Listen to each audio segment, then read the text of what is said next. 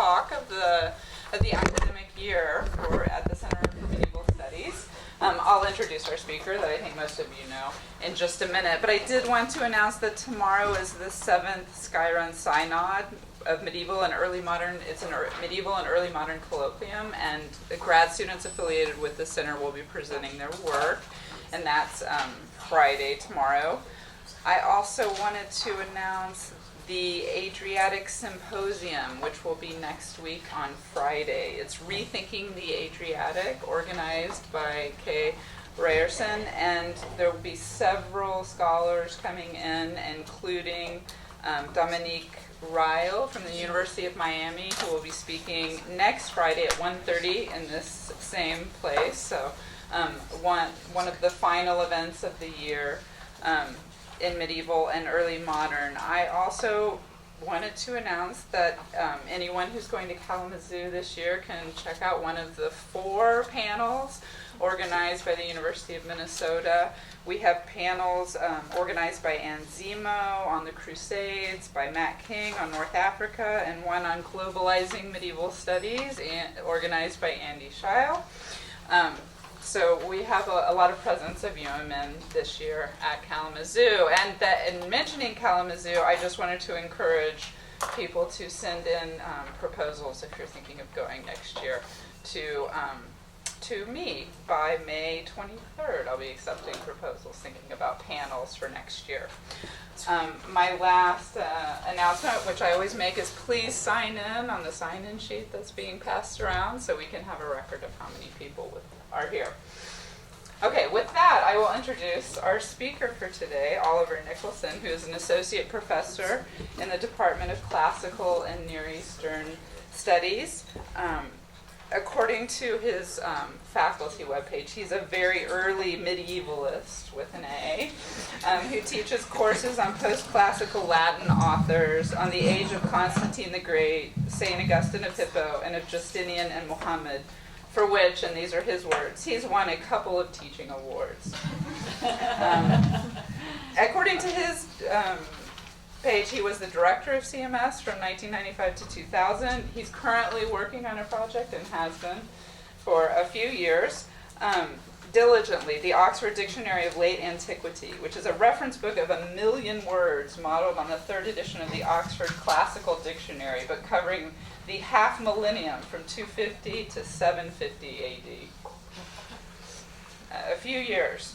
He has edited or co-edited several works. I'm not going to mention all his publications, but I did want to mention Constantinople, Christian Community, Christian Landscape, the making of Christian communities in late antiquity and the Middle Ages, which was published first with the Center for Medieval Studies, the conversion volume, which he claims was edited mostly by Maggie Ragnow. Entirely by me. Entirely. He is the author of many more studies, including articles on Turkey and publications on early Christianity. And the title of his talk today is The Deaths of the Persecutors in the Anger of God, Lactantius and the Great Persecution.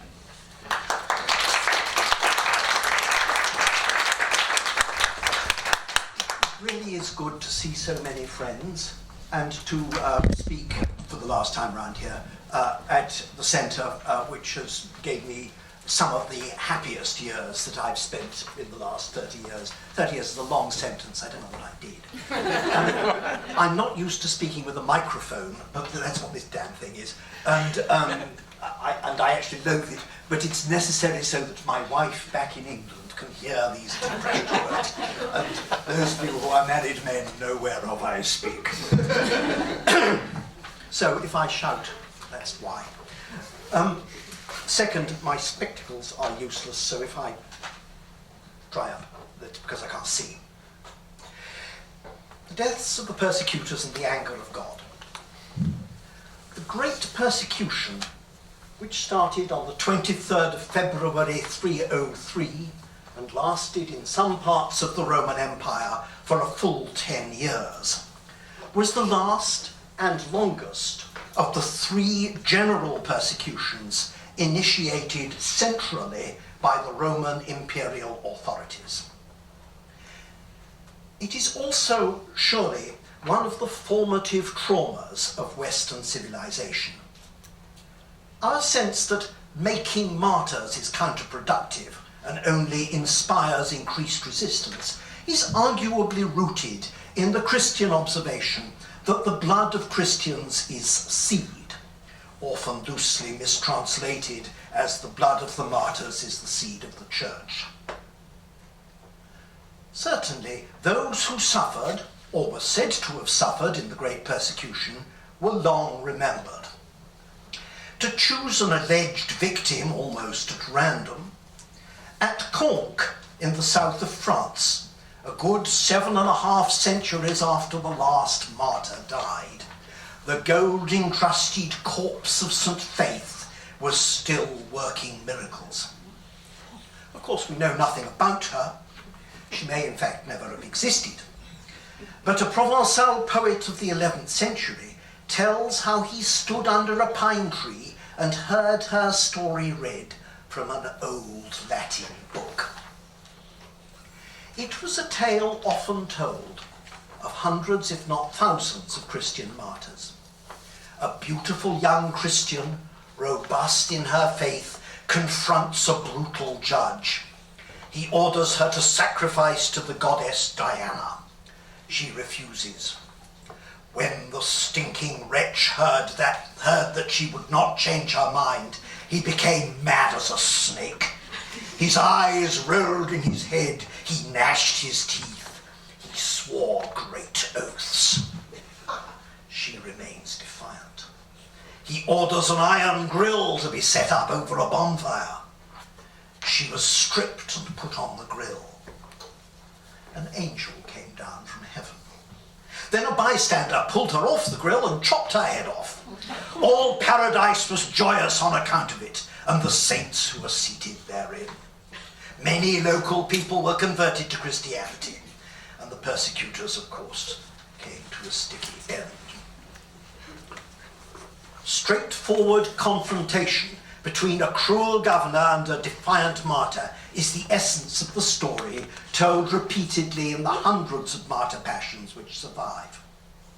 Apart from a couple of dozen, which can be shown to be contemporary documents on objective grounds, the passions of individual martyrs are evidence only that the trauma of persecution was so great that it continued to exercise the literary, or should that be sub-literary, talents of Christians for centuries to come.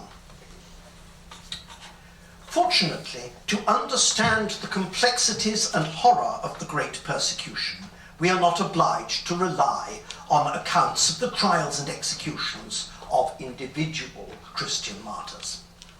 This evening I propose to concentrate on two works written within a very few years of the Great Persecution coming to an end in 313 with the document now known as the Letter of Licinius and formerly and erroneously referred to as the Edict of Milan. Wasn't an edict, wasn't issued at Milan, otherwise really good name for it. Both books are by the Latin Christian rhetorician Lactantius, of whom some of you may have heard over the past 30 years. On the Anger of God is a closely argued exposition of Christian theodicy.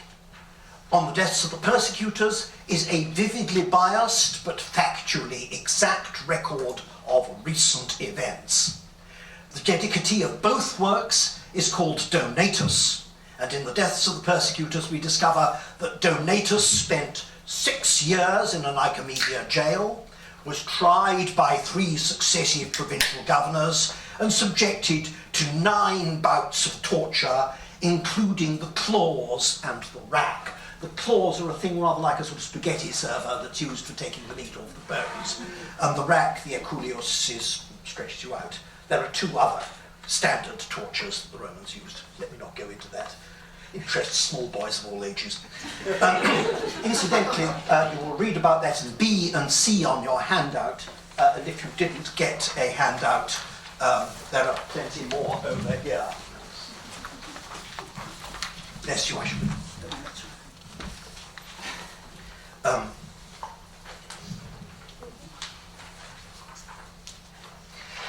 Donatus may have been one of Lactantius's informants. Whether or not he was, Lactantius was himself well placed to gather good information about the genesis, course, and character of the great persecution which started in 303. Before we examine his writings, we should consider who Lactantius was and why he was well placed to garner good information. Everything we know about Lactantius comes either from chance observations in his own works or from a single page of biography and a few passing remarks made about him by St. Jerome, who'd read some of his letters. Lactantius was born about 250 AD in North Africa, modern Tunisia. He was headhunted by the Emperor Diocletian, 284-305, to be the official professor of Latin rhetoric at the new imperial residence at Nicomedia in the top left-hand corner of Asia Minor, modern Izmit in Turkey. The city which, according to Lactantius, Diocletian was trying to make into a second Rome. Diocletian, it should be said, was a remarkable emperor. He had come to the purple in 284 and promptly set about consolidating an imperial government which had, for various reasons, been disintegrating for half a century. You'll find all these dates on the front page of the handout. Diocletian achieved political stability by sharing the imperial power around. Within a year of becoming emperor in 284, he appointed an old comrade in arms to be his fellow emperor, with responsibility for the western half of the empire and a base in Milan.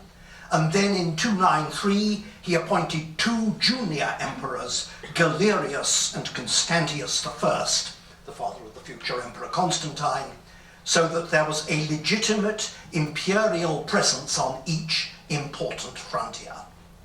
The resulting tetrarchy effectively held the empire together. Diocletian also increased the size of the imperial civil service.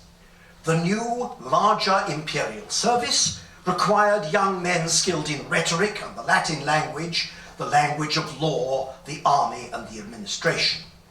Lactantius's appointment of professor of Latin rhetoric at Diocletian's imperial residence, therefore, his new Rome at Nicomedia, was integral to imperial policy. And we can see from the deaths of the persecutors that Lactantius was privy to considerable political information gathered while traversing the mosaic carpeted corridors of power. Lactantius's portrayal of the political history of Diocletian's tetrarchy, as it emerges from On the Deaths of the Persecutors, is simple but convincing. In 298, Galerius, one of the two junior emperors, won a crushing victory over the Persian army, the other superpower of the late antique world. He captured 13 elephants, over 250 horses, and many of the Persian king's womenfolk. Lactantius was fascinated by the elephants, but that's another story. Galerius found himself a hero to his soldiers. A popular general commanding a happy army was in a position to upset the delicate balance of power within the tetrarchy, and Galerius, as Lactantius tells us, proceeded to do exactly that. First, Galerius's mother happened to be keenly opposed to Christianity. Galerius, therefore, persuaded the aged and now ailing Diocletian that efforts should be made to bring Christianity to an end. Diocletian was keen that this should be done without bloodshed. So on the morning of the festival of the god Terminus, the Terminalia, 23rd of February 303, a gang of soldiers armed with crowbars and sledgehammers demolished the church building at Nicomedia in a single morning. The following day, an edict was posted up announcing that Christians in official positions would lose their jobs, that no Christian should have rights of audience in court, and that Christians should lose any immunity they might have from official torture. a Christian called Euetius promptly tore the edict down. He was arrested and burnt to death. Legitime coctus, said Lactantius, which means either cooked according to law or done to a turn, depending on how you take legitimate. It's better than the later story of St. Lawrence, where he says, Assum est versa et manduca. I'm done on this side, turn me over and taste me. Anyway, the early edicts were enforced right across the empire. In North Africa, books were confiscated. In Britain and Gaul, church buildings were destroyed. In the Levant, Christians were imprisoned. In the meantime, on May the 1st, 305, Galerius was able to persuade Diocletian to abdicate in favour of himself and Constantius I. So started over 7 years of extremely complicated civil wars. At one time there were no fewer than 7 emperors contending for mastery, all recounted in considerable and intimate detail by Lactantius in the De Mortibus Persecutorum. During this time of political tension, the great persecution continued. In Gaul, Britain and Spain, it came to a shuddering stop in 306, when Constantine succeeded his father as emperor in those provinces and stopped persecution as his first act. Similarly, in Italy and North Africa, it ceased in 306 on the usurpation of Maxentius at Rome. But in the eastern Mediterranean, Asia Minor, the Levant and Egypt, the territories controlled by Galerius and his Caesar Maximinus Daza, it proceeded in violent fits and starts, with a short break for the malodorous death of Galerius in 311, which we haven't time to expand on, it's a pity, until the overthrow of Maximinus Daza by Licinius in 313. It was Constantine who was responsible for bringing it to an end. In the autumn of 312, he attacked his fellow emperor who controlled Italy and North Africa, killed him, and had his head paraded around his former territories. Early the following year, Constantine made a marriage alliance with Licinius, the emperor at this stage in control of the Balkans, so piggy in the middle. Constantine gave Licinius his support to eliminate the third surviving emperor, Maximinus Daza, an enthusiastic persecutor, then ruling Asia Minor, the Levant and Egypt. An angel, says Lactantius, appeared to Licinius in a dream and gave him the text of a prayer to be said by his army before battle, which is E on your handout. Licinius was greeted by Eastern Christians as a liberator. He issued instructions to governors in the letter of Licinius. That's why it's an imperial letter, it's not an edict. Rescinding previous anti-Christian legislation and ordering restitution of all confiscated Christian property. Lactantius happens to preserve the Latin text. Pagan hierophants whose oracles had spoken out against the Christians were tortured to death. Christian buildings were restored, and Lactantius, I would argue, returned to Nicomedia in the top left-hand corner of Asia Minor to his job as court rhetorician. And it was there, I would argue, that he wrote on the deaths of the persecutors and on the anger of God, and then eventually died in extrema senectute at an advanced age. Where Lactantius had been in the meantime, during the years of the great persecution described in such detail in On the Deaths of the Persecutors, is a matter of some scholarly disagreement. Certainly, he would have lost his job in February 303 at the start of the great persecution. But we happen to know that he was still in Northwest Asia Minor 2 years later in 305, because he mentions having watched while a fellow Christian in Bithynia had been bullied and cajoled by a judge into at last offering sacrifice to the pagan gods after 2 years of solid resistance, much to the pleasure of the judge. Where Lactantius went after that is not clear. We know that at some stage he was in Gaul as tutor to Crispus, the ill-fated son and designated successor of the Emperor Constantine. and I would argue that this must have occupied at least a part of his time between 305 and his return to Nicomedia in 313 at the end of the Great Persecution. What he was doing is a good deal clearer. He was writing the 7 books of his Divine Institutes, the first comprehensive exposition of basic Christianity in the Latin language. The Divine Institutes is not going to concern us greatly today. It is a massive work of 672 pages, designed to be a comprehensive introduction to Christianity for middle-brow Latin speakers. It is not great theology. Lactantius is not Augustine or Origen. He has been called the C.S. Lewis of late antiquity.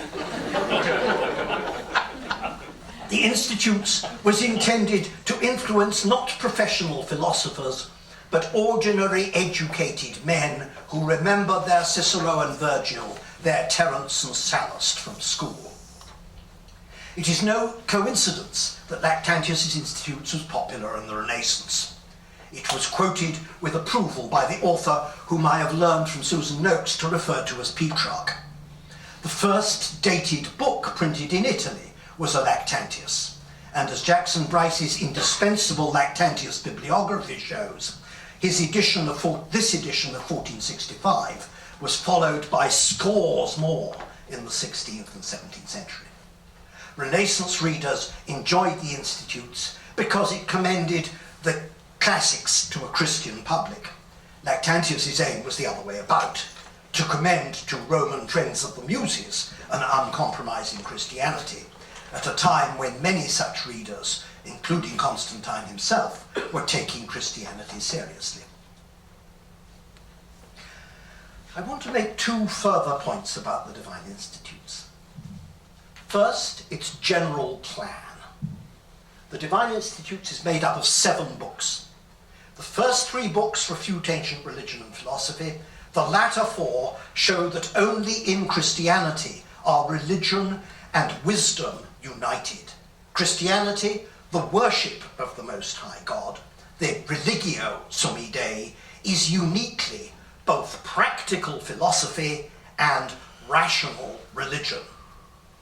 Lactantius' Institutes presuppose a 2-step program for converts. He evokes the ancient image of the parting of the ways. The first step of wisdom is to recognize the false. The second is to know the true. Institutes 123.8. The Divine Institutes is designed to enable people to undertake this 2-step program and pass on to the overflowing fountain of truth through catechesis and baptism. My second observation about the Divine Institutes is that it is a book written during the Great Persecution. Lactantius knew Christian comrades who were tortured to death. He was profoundly impressed by what he called the inspirata patientia, the inspired capacity to suffer of Christians under torture. He had seen how a happy and unconquered patience bears all these appalling lacerations without a single groan. Lactantius was a man who had, as we shall see, an informed interest in the philosophy of mind, in particular in ancient psychological and ethical theories about the passions. It would therefore have been something a surprise to others knowledgeable about ancient psychology that he considered that the secret of the martyr's resilience under torture was the deployment of the emotion, the affectus, which ancient philosophers most despised, the affectus of fear. The martyrs, Lactantius averred, were not afraid of their persecutors because they feared only God. Fear him, ye saints, and you will then have nothing else to fear. Lactantius actually believed that the capacity to be afraid was specifically given to the human race so that we should fear God and nothing else. The Divine Institutes was written, who knows where, during the Great Persecution, and comes down to us in a grand manuscript tradition that includes an uncial exemplar of the 5th century, Bologna 701, and half a dozen Carolingian manuscripts. By comparison, the Deaths of the Persecutors is a pièce d'occasion, a piece of ephemeral journalism. It survives in a single grubby pamphlet of the 11th century, discovered in 1678 in the monastery of Moissac, not far from Conques. Its grimy pages, made grimier still by a French librarian of the 19th century who poured acid all over them, are, as one scholar picturesquely put it, as worm-eaten and scarified as the nether portions of the Emperor Galerius. If you know the passage I mean, you'll see what its 16 folios are, to be sure, replete with extremely valuable political information, and it can be shown that the text must have been composed no earlier than 313 and no later than 316. Yet the ideas underlying the text are not complex. Lactantius announces in the first chapter and reiterates them in the last. I refer you to A on the handout. He proposes to show by magna et mirabilia exemplar, by great and wonderful examples, how God punishes those who dare to harm the Christians. Qui insulta verunt Deo jacent. Those who have insulted God lie low. Sero id quidem sint graviter ac digne. It's happened late, but it's happened with full weight and just how it ought to. The gruesome death of the Emperor Galerius, moving spirit behind the persecutions, is dilated upon with what Gibbon called singular accuracy and apparent pleasure. The nightmarish demise of Maximinus Daza is no less gloatingly recounted in D on your handout. The bias is so obvious it is easily allowed for. It is also artful. There were aspects of an emperor's rule it was conventional to praise in the panegyric speeches which were an integral part of late Roman political process. His grand building schemes, his magnificent appearance. Lactantius turns many of these neatly on their heads. Diocletian's lust for building, his libido aedificandi, was a colossal waste of money. Galerius was enormous. His vast flesh spread and inflated to a horrific magnitude. What is more, he kept pet bears, commensurate with him in size and ferocity. Men were thrown to them not simply to be eaten, but to be swallowed piece by piece. Galerius never dined without human gore. The Deaths of the Persecutors may be, as Timothy Barnes once remarked to me, tells you more about Timothy Barnes than about Lactantius perhaps, the most enjoyable work of history to have survived from the Roman Empire. But it is not, at least on the surface, a sophisticated historiographical statement. The most that might be said of it is that it's a monograph in the manner of Sallust, an author that we know Lactantius knew and admired, a detailed examination of a significant crisis, topped and tailed by a moralizing preface and conclusion that indicate the ethical conundrum that is being explored. At least that's what I used to think.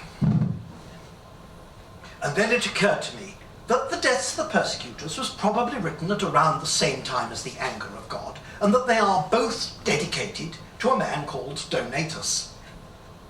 A man who had been tried and tortured by 3 successive governors of Bithynia might well have been equally as interested in the magna et mirabilia exemplar of God's anger against persecutors as he was in the theoretical explanations of how it was that the Most High God might be angry in the first place. The anger of God is laid out as a formal deliberation. Its style resembles that of the Institutes, and it survives in some of the same manuscripts, notably B and P. Lactantius carefully identifies those to whom the work is directed. Look at G on the handout if you want to. This time he doesn't speak of there being 2 steps to wisdom, recognizing the false, knowing the true, but of three. First, one must set aside false religion. Second, one must recognize the Most High God who made the world. Third, one must come to know Christ, God's servant and messenger, who came to revive Justitia, the primeval righteousness that was the original condition of all mankind and which would be restored universally in the last times. Lactantius is not concerned in the anger of God with those in error on the third step, heretics. Nor is he concerned with those in error on the first step, those still wedded to traditional civic religion. That is to say, this consideration of divine anger is not concerned with the day-to-day anger of civic gods which provided for Roman cities an explanation of local natural disasters, which were appeased by the offering of traditional sacrifices and the celebration of familiar festivals, where the gods forget the reasons for their anger and come close to their people. Redintegrata familiaritate, as one North African Christian put it.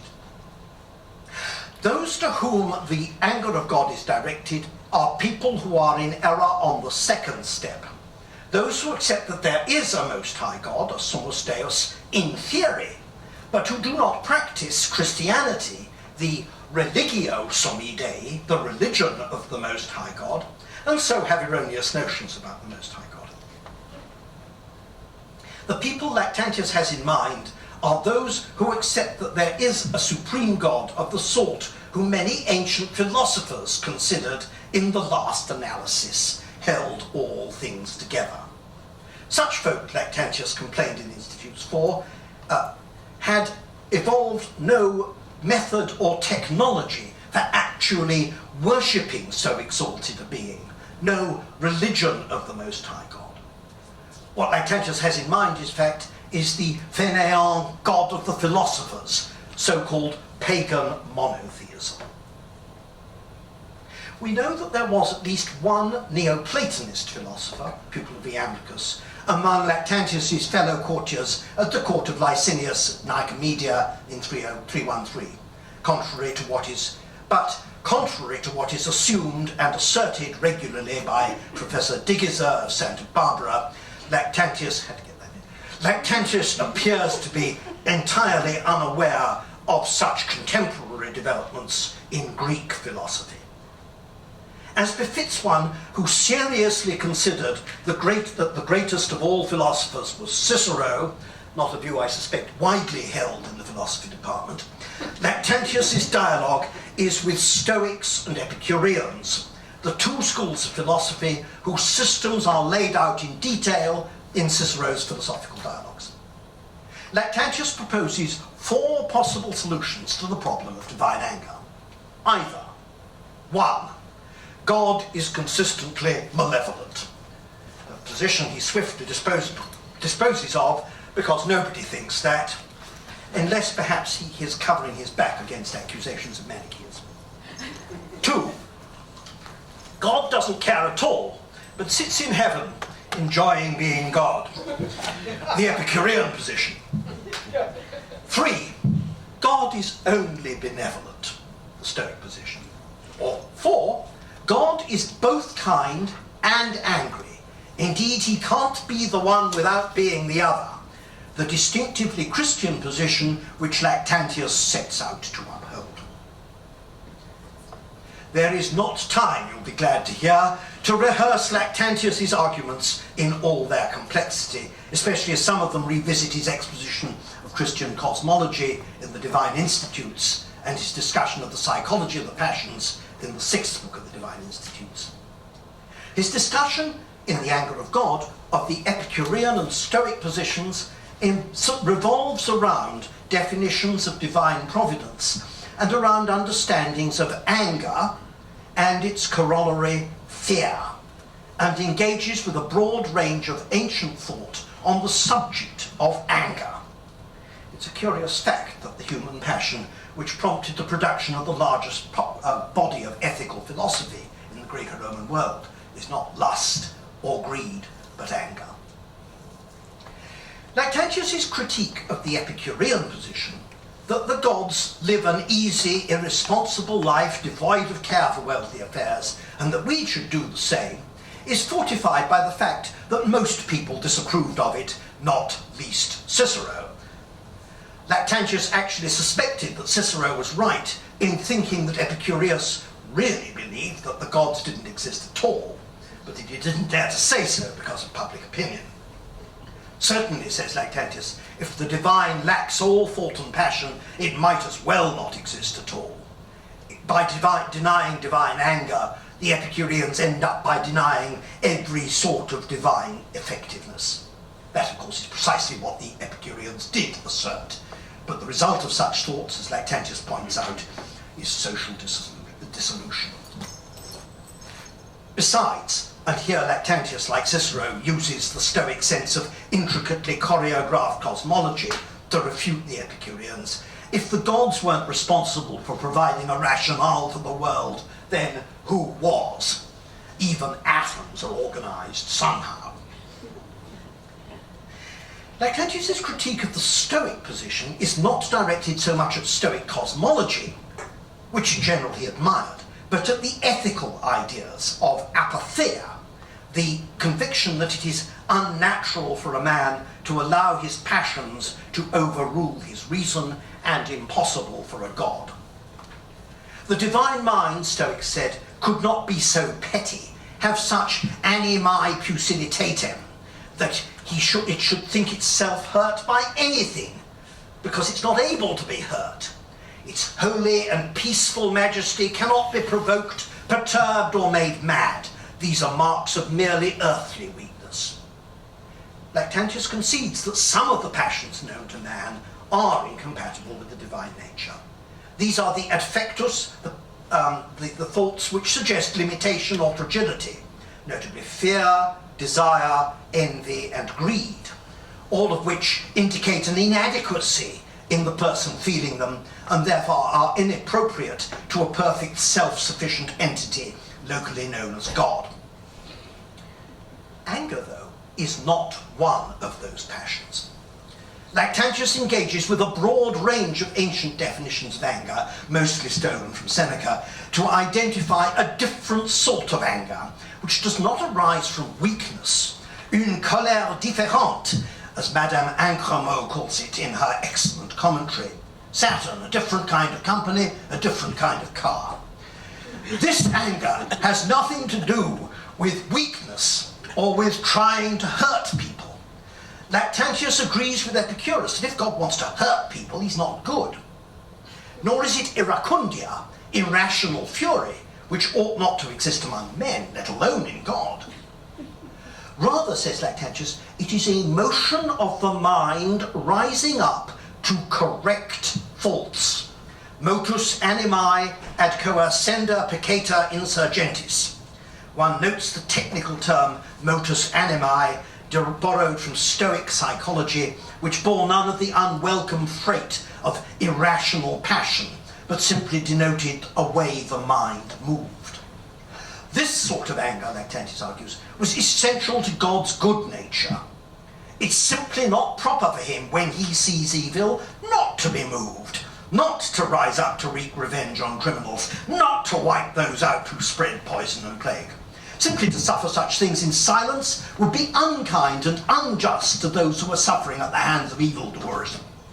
If God is Father and Lord of all things, Lactantius deliberately uses a favourite image of God as a Roman pater familiaris, with powers of life and death over his household, God is surely delighted by men's virtue and stirred to action by their vices. Therefore he both loves the righteous and loathes the undutiful.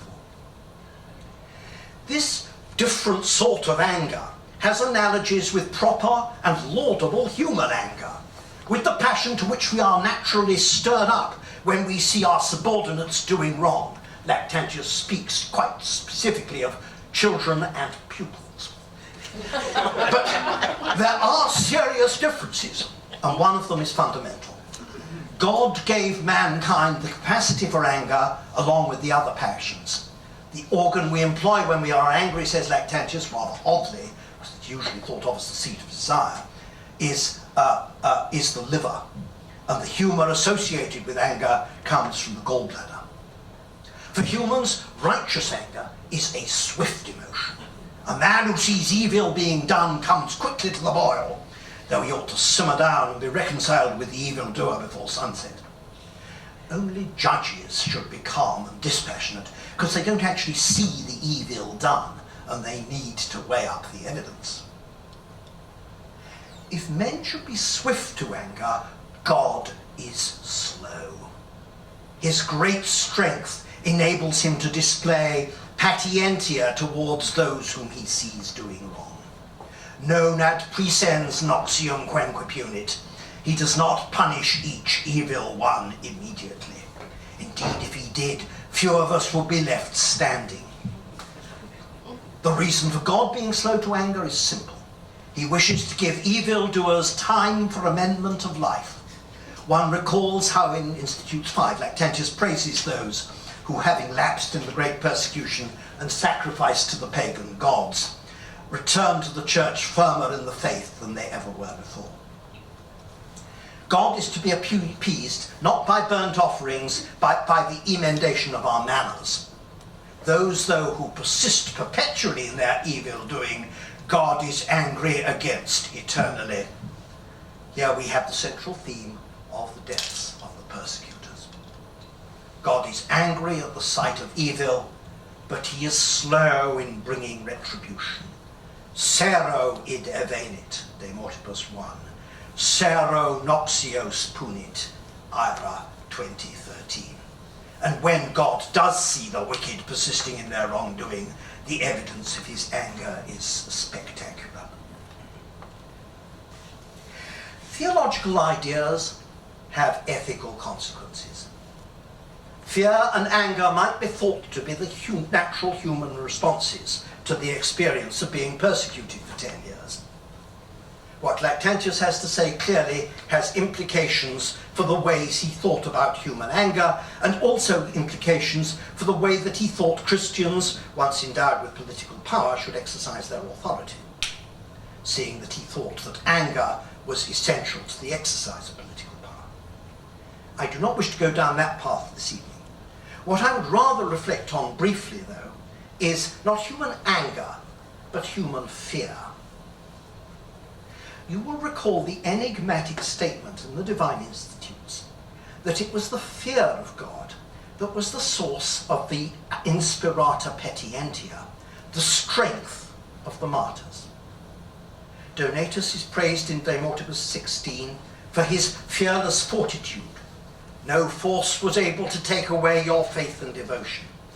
It is as if the natural fear and anger one might feel when subjected to suffering were somehow sublimated in the fear of God, by focusing not on the persecutors, not on the self, but on God and his view of events. Donatus is invited to see his suffering and witness, not through his own eyes, but through the eyes of God. What a joyful spectacle it was for God when he saw you as victor, not with white horses or enormous elephants yoked to your chariot, but the triumphant emperors themselves. Christians suffering in the great persecution found, Lactantius believed, fresh strength in fear. One might express the sequence of Lactantius' thoughts in a slow-motion syllogism. 1. The experience of being persecuted, not to mention the rack and the claws, generates fear. 2. Unlike the Stoics, whose unconquerable mind rises above mere material passion, the Christian acknowledges that he is afraid. 3. The normal reaction to feeling afraid might be to express anger. Lactantius quotes Aristotle, by way of Seneca, to say that anger is cupiditatem doloris reponendi, the desire to reposition pain. But 4. The Christian fears only God, and not those who are inflicting the pain upon him, because God is in ultimate control of events, not the persecutors. So, 5. the Christian is free to trust God to be angry on his behalf in God's good time. And 6, the Christian can therefore sublimate his own anger. And 7, can enjoy by God's gift inspirata patientia, inspired patience, based not like Stoic patientia on self-reliance and rationality, but on faith in God's greater strength. Christians certainly still needed that greater strength in Asia Minor in 313, despite the letter of Licinius. The cause for fear had actually not gone away. The anger of God closes with a rousing call to greater Christian devotion, which Lactantius overtly compares, to their disadvantage, to the murky rites of pagans. Let God be concentrated not in temples, but in our heart. In Lactantius's physiology, the heart was the seat, not, as it was for Keats, of love, or, as it is for the psalmist, of judgment. It is the seat of fear. Let us cleanse this temple of the heart, which is illuminated not by burning candles, but by the brightness and light of wisdom. If, as I believe, Lactantius was writing in Licinius's court at Nicomedia, he would have had the company of fellow Christians. Licinius's empress was Constantine's sister. Eusebius, the bishop of Nicomedia, was one of the wiliest ecclesiastical operators of the early 4th century. Even the imperial lion tamer was a Christian. But the ethical ideology of the court, in contrast to that of Constantine to the west, was far from Christian. Jupiter continued to decorate Licinius's coins. More to the point, the prayer revealed by the angel which Licinius gave to his troops was distinctly lacking in specifically Christian content. It called upon the Sumus Deus, the Most High God, but it made no mention of Christ. It seems not to have been unique among Licinius's devotions. An inscription, F on your handout, from a frontier fortress in the Dobruja, near the mouth of Danube, records an annual festival ordered by Licinius to be celebrated in honor of the sun, with incense, candles and libations, on the 18th of November every year. Whatever else it is, the sun is the most potent item in the heavens. It may be that those on the second step, whom Lactantius was addressing in the day era, were not only philosophers, but also those of his courtier colleagues at the court of Licinius, who were trying to devise a way of worshipping the Most High God that wasn't Christian and was perhaps about as convincing as Robespierre in a sky blue silk coat going through the streets of Paris to Notre Dame to perform the cult of the Supreme Being. It's a mistake to think that autocracies do not have politics. Lactantius was a Christian at a court which was by no means entirely Christian. When Constantine attacked his brother-in-law unsuccessfully in 316 and finally successfully in 324, it was precisely on the pretext that Licinius was planning another general persecution. Whether or not Licinius was, we cannot say. Right? One wonders how he would have managed it with a Christian in charge of the imperial lions. But the fear was there. Fear, the management of fear and the management of anger have been the themes which we have discovered in Lactantius's treatises on the deaths of the persecutors and the anger of God. I hope, if I have achieved nothing else, that I have suggested that historiographical principles more complex than simple triumphalism underlie the narrative of the deaths of the persecutors, and that a complex and distinctively Christian ethic underpinned the resilience of the martyrs and their supporters during the Great Persecution and the political turmoil from which Constantine the Great emerged as the first Christian Roman emperor. The Christianization of the Roman Empire was not achieved by polite seminars in a religious studies department, even in Santa Barbara, nor by having Lactantius build bridges to win the hearts and minds of pagan monotheists, as certain people like to think. Constantine emerged as the sole ruler of the Roman Empire from a time of pain and terror, from 10 years that shook the world. Over time, the theological and psychological subtleties suggested by his works on the death of the persecutors and the anger of God evaporated. But the force of the trauma caused by the great persecution was such that the heroism of the martyrs continued to be commemorated. The stories about the persecutions were repeated and simplified by a long drawn-out process lasting centuries, so that most of the true complexity of the events was lost. But contrary to the impression one gets from the work of excellent medievalists, some excellent medievalists, the medieval cult of the martyrs does not have its origins in some sort of esoteric, masochistic process of folklore formation. I'm thinking of things I sometimes read, for instance, about Anglo-Saxon martyr cult. The roots of the cult of the martyrs are to be found in real events, real persecution, real pain. Facts, to be sure, generally distorted out of all recognition, but still history, not free-flowing fantasy. In fact, it is pleasing to report that a very few circumstantial details in the Song of Saint Faith, the Chanson de Sainte Foy, seem uniquely to derive, directly or indirectly, from Lactantius' deaths of the persecutors.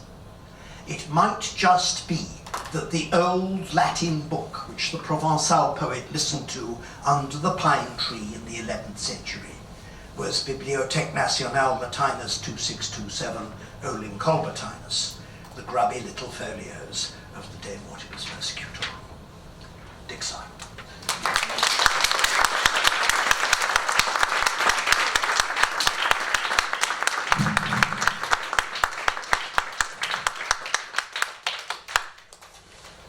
Thank you.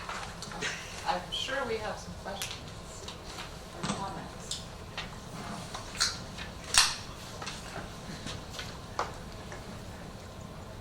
It's true about Chanson de Sainte Foy, by the way. I'm not making that up. I'm going to think about that. That's something that never occurred to me. It occurred to Prosper Alfaric. It's in the edition. I didn't make it up. Thank you. It was enlightening. Well, some of my students have read that. I'm looking at Veronica, so I'm going to add this to your notes. Thank you. So, I do have a question. Go on. I can understand this, the argument that the cult of the martyrs in the Middle Ages, the celebration of martyrs in the Middle Ages, does have its roots in real events in late antiquity. And yet I wonder, by the time you get to the Anglo-Saxon period, by the time you get to later periods such as the 12th century and so on, if those real events have receded to such a degree that that certain practices, certain cult practices, a certain philosophy might have reshaped people's perceptions. So I wonder, it's a question about memory, really. Mm-hmm. I mean, once you are many centuries out from that kind of persecution, how useful is the historical reality of that persecution for understanding these cults 1,000 years later or 800 years later? Of course.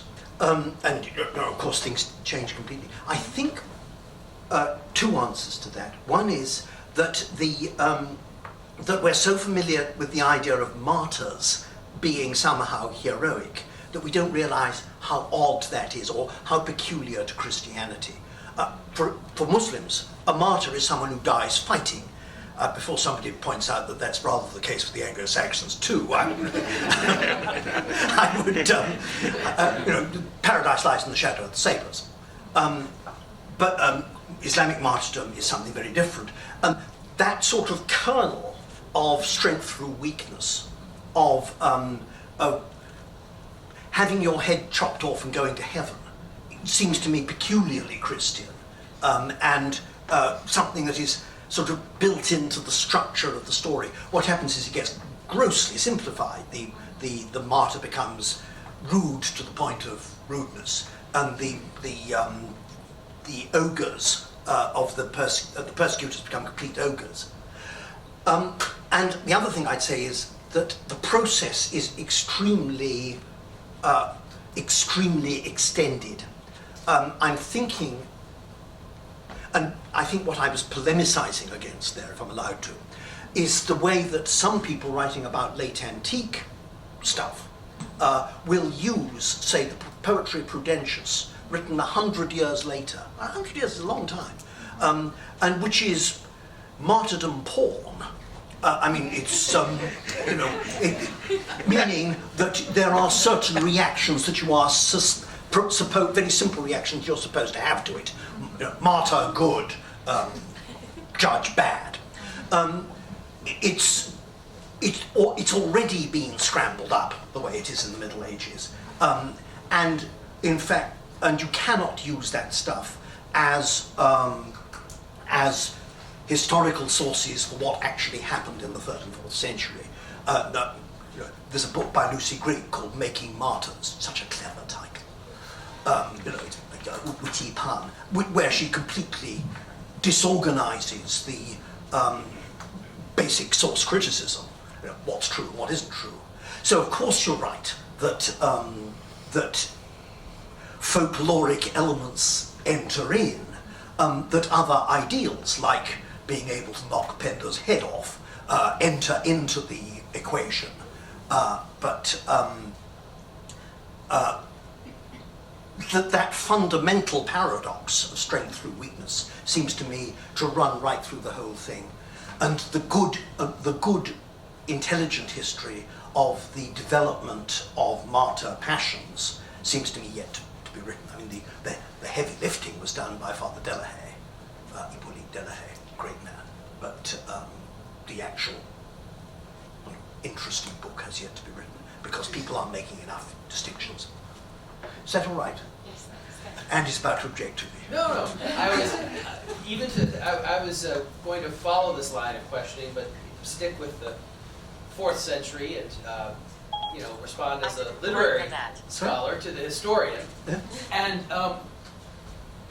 even if we set aside folkloric elements, Lactantius was a learned rhetor, right? Yeah. And had his sources. You mentioned Sallust. So what about the fact that when these events are set down in writing, they're naturally shaped to some degree by prior models for like Sallust and other sorts of sources, and to that extent, not pure historical evidence, but the way the rhetorical texts and rhetorical training tends to warp, if we want to use that word, warp the historical events into a kind of written. Well, there's no such thing as pure experience. Yes. Yeah. But I just wanted to hear you speak a little bit. Yeah, about quite. that. Well, I mean, his experience of it is I think it's worth saying, he's already, by the time he's writing all this stuff, an old man. So he is already writing with spectacles on. He's already seeing things in a certain... I think the first thing I'd say is that we know an awful lot about how he argued with those sorts of sources. And, I mean, the Sallust thing, I wouldn't want to push it too far, but he actually does show exactly where he stands vis-a-vis Sallust, in much the same way that Augustine does in the first few books of the City of God. So he's not a parroter of his rhetorical sources. He must have been one of the principal rhetoricians of his generation. I mean, he wouldn't have been invited to be court rhetorician if he wasn't. And he's perfectly capable of thinking for himself. He's as good at collecting information, I think, as Bede, which is not perfect. He's able to ask the right people who are in the right place. And I'm pretty certain that Donatus was the source for all his material about the eastern half of the empire.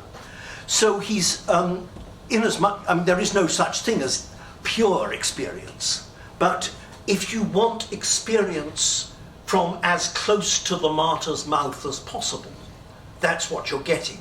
And if you, I fly another kite, if you want Christianity of the sort that is as close to Constantine as possible, that's what you're getting. His statements about the sort of Christianity and the reasons for adopting it are, or for putting it over, are very much those that we have in the rather voluminous writings of Constantine. I mean, nobody any longer believes, incidentally, that Christianity, Constantine was anything other than a Christian. You might as well believe Mrs. Thatcher wasn't a monetarist.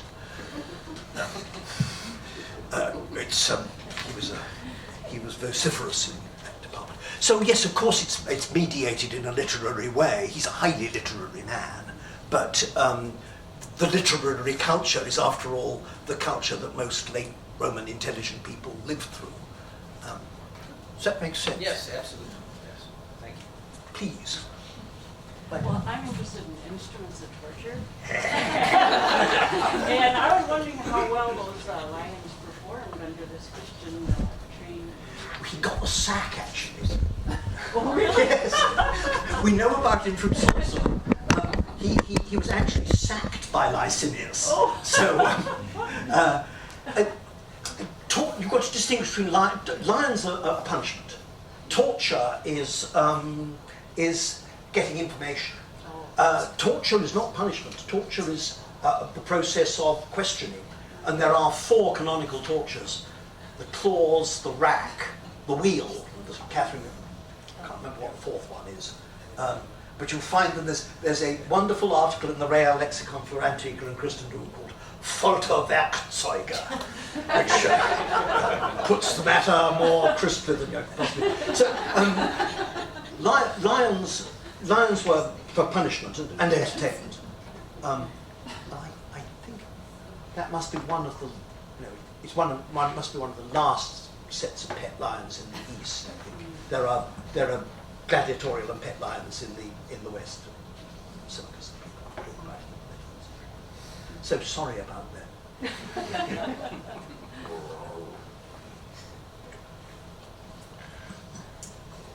All right, well, I would like to invite the Friends of the Center and people to join